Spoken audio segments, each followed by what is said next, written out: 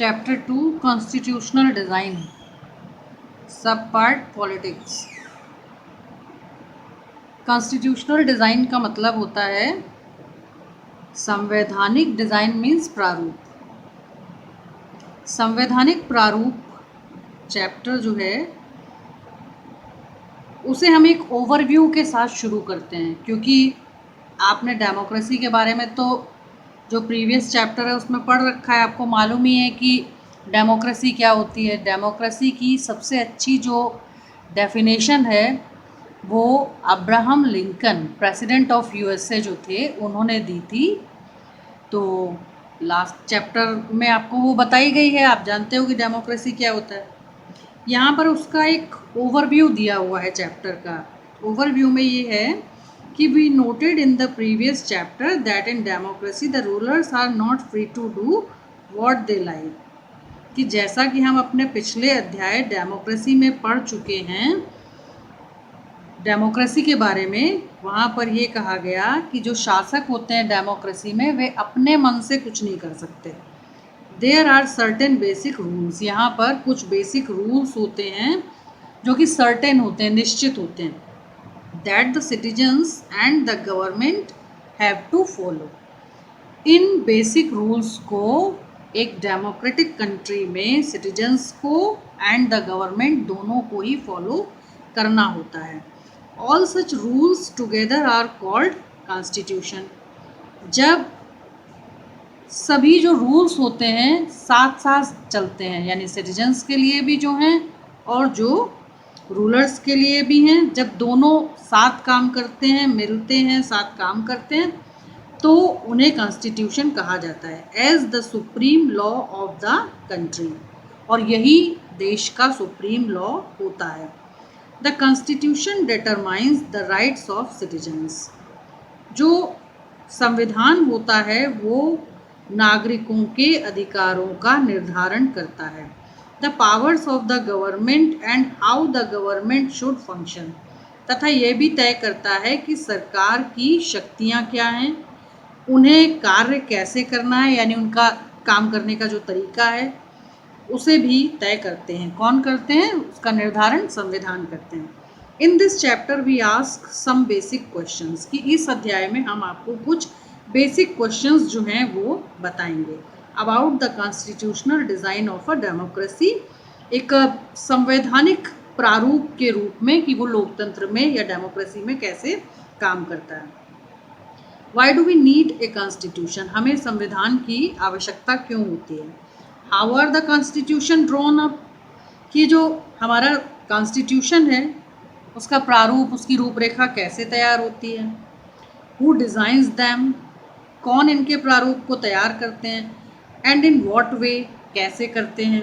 What are the values that shape the constitution in democratic states. यानी जो democratic countries होते हैं उनमें किस प्रकार के जो वैल्यूज़ होते हैं वो शेप होते हैं, यानी किस प्रकार के मूल्यों का निर्धारण जो है होता है, किस प्रकार से डेमोक्रेसी में सिटीजन्स की और रूलर्स की जो पैटर्न होता है काम करने का वो कैसे तय होता है, कैसे उसको आकार मिलता है। Once a constitution is accepted can we make changes later as required by the changing conditions. कि क्या आप ऐसा जानते हैं कि जो हमारा संविधान है वो कंडीशंस के साथ उसमें चेंजेस किए जा सकते हैं और वो चेंजेस स्वीकार्य होते हैं। One recent instance of designing constitution for a democratic state. कि एक रिसेंट जो इंस्टेंस है उसमें ये बताया गया है कि कॉन्स्टिट्यूशनल जो डिज़ाइंस होते हैं कैसे एक democratic state that of south Africa, कैसे वो वहाँ पर उनकी शुरुआत की गई या उनका जो प्रारूप था उसे कैसे शुरू किया गया।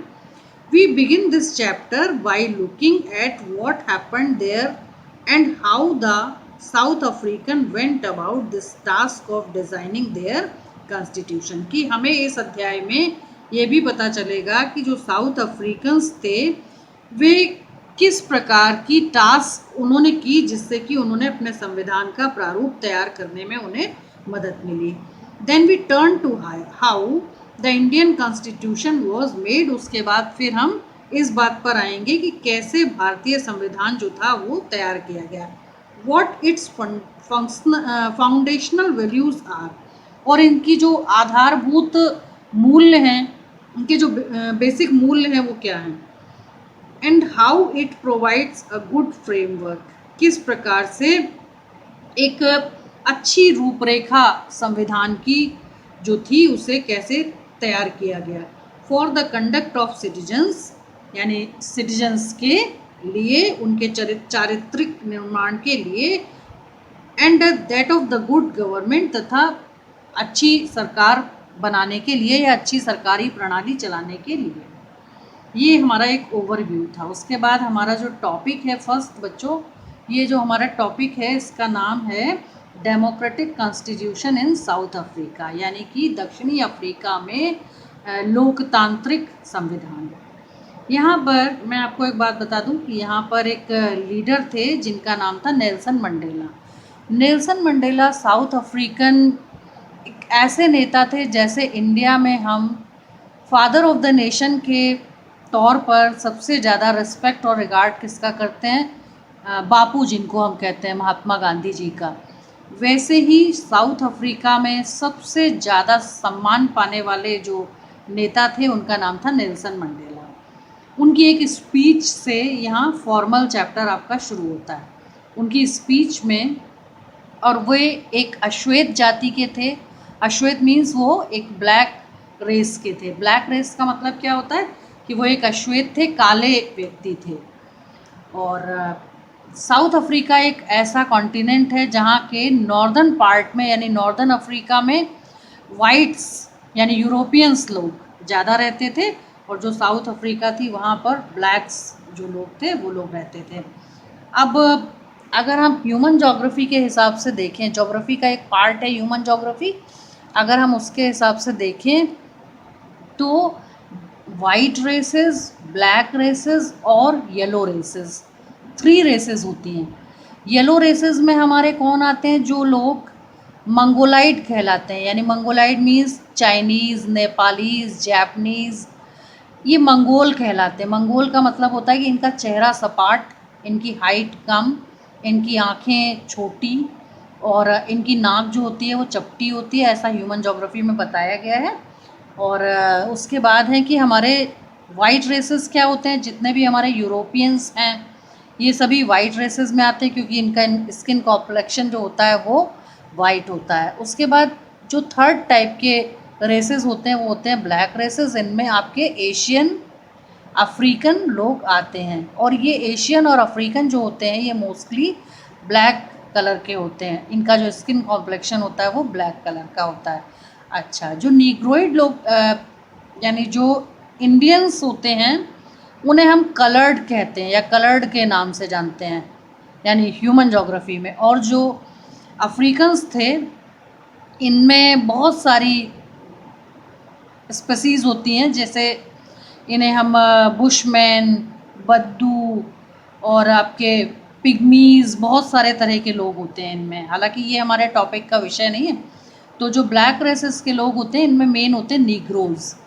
अब ये लोग, इनका जो चेहरा होता है, स्किन कॉम्प्लेक्शन तो डार्क होता ही है, और उसका रीज़न क्या होता है कि जो इक्वेटर है वो इनके कॉन्टिनेंट के बिल्कुल बीचों बीच से जाता है, जिसके कारण कि जो टेम्परेचर होता है वो बहुत ज़्यादा हाई होता है, जिसके कारण कि इनका सर्वाइव करना बहुत ही मुश्किल होता है। और उसके कारण क्या होता है कि इनका जो कॉम्प्लेक्शन है वो डार्क होता जाता है, इनके नॉस्ट्रिल्स बहुत चौड़े होते हैं, इनका जो माउथ होता है उसका शेप काफ़ी बड़ा होता है, और उसका जो कारण होता है, उसके कुछ भौगोलिक कारण हैं जो कि ह्यूमन जोग्राफी में डिस्क्राइब किए गए हैं, वो यहाँ बताना शायद सही भी नहीं है और ज़रूरी भी नहीं है।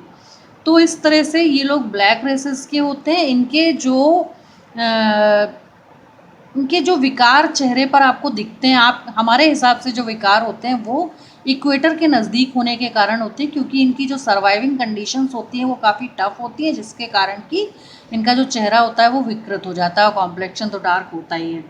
तो नेल्सन मंडेला जो थे वो स्वयं भी एक अश्वेत थे, और उन्होंने अपने जीवन के 28 ईयर्स यानी 28 वर्ष जो थे वो जेल में काटे थे। क्यों?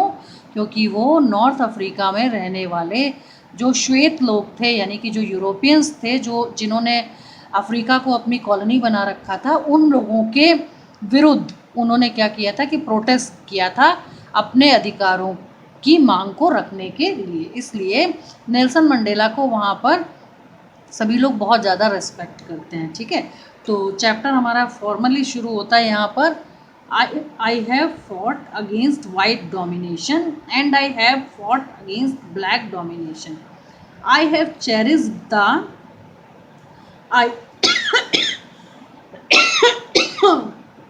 ideal of a democratic and free society in which all persons live together in harmony and with equal opportunities. It is an ideal which I hope to live for and to achieve. But if needs be, it is an ideal for which I am prepared to die. ये उनके द्वारा दी गई एक speech का एक अंश है। उसके बाद उनके जीवन पर कुछ प्रकाश डालते हुए चैप्टर में ये कहा गया है कि दिस वॉज नेल्सन मंडेला। कौन थे ये? Nelson Mandela being tried for treason by the white south African government. यानी कि नेल्सन मंडेला जो थे वो प्रयास कर रहे थे कि जो श्वेत सरकार अफ्रीका की थी उसे समझाने का प्रयास कर रहे थे। He and 7 other leaders were sentenced to life imprisonment in 1964 for daring to oppose the apartheid regime in his country। यानी नेल्सन मंडेला को और अन्य 7 नेताओं को आजीवन कारावास का दंड मिला था, और ये दंड जो था उन्हें 1964 में मिला था। और इसके बाद क्या हुआ था कि क्यों मिला था ये सज़ा उन्हें क्यों मिली? जो अश्वेतों के साथ श्वेत लोगों का जो दुर्व्यवहार था, उस व्यवहार को अगर हम एक वर्ड में डिफाइन करें तो उस व्यवस्था को हम अपार्थेड कहते हैं। उसे अपोज करने के लिए, यानी कि उसका विरोध करने के लिए, प्रोटेस्ट करने के लिए उन्हें ये सज़ा मिली थी। He spent the next 28 years in South Africa's most dreaded prison Robben island.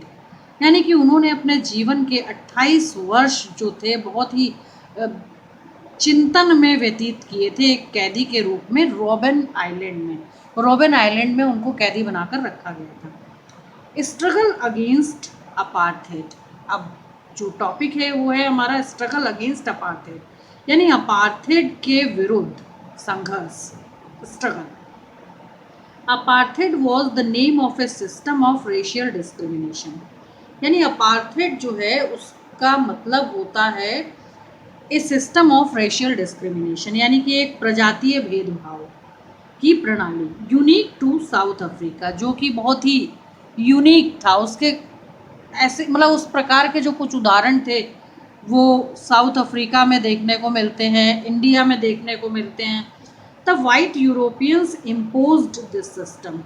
जो श्वेत यूरोपियन लोग थे उन्होंने इस सिस्टम को दक्षिण अफ्रीका वासियों पर इम्पोज कर रखा था। During the 17th and 18th century, यानी 17वीं और 18वीं शताब्दी की बात है कि the trading companies from Europe occupied it